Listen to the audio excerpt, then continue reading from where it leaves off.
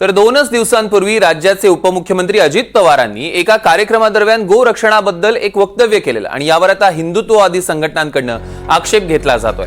प्रखर हिंदुत्ववादी तसंच गो सेवा संघाचे मिलिंद एकबोटे यांनी अजित पवारांना जनाची नाही तर मनाची तरी लाज आहे का असा सवाल उपस्थित करत टीका केली आहे। लोकसभेला एकच जागा मिळाली आणि आता मोदींच्या आशीर्वादाने उपमुख्यमंत्री पद मिळाले याची जाणीव पवारांनी ठेवावी अशी ही टीका एकबोटेंनी केलेली आहे। 2 दिवसांपूर्वी अजित पवारांनी बेजबाबदार स्टेटमेंट दिलेलं आहे।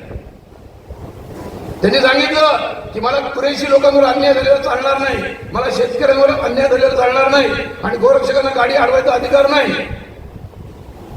अहो पवार साहेब, ज्या महाराष्ट्रामध्ये शिवछत्रपती आहे, दैवत आहे आणि त्या शिवछत्रपतींचं लिखित वाक्य आहे एका पत्रात, गायीचे रक्षण केल्याचे पुण्य बहुत आहे। त्या महाराष्ट्राचे तुम्ही उपमुख्यमंत्री म्हणून काम करताना तुम्हाला गोरक्षकांवर आक्षेप घेताना तुमची जीभ चालली कशी?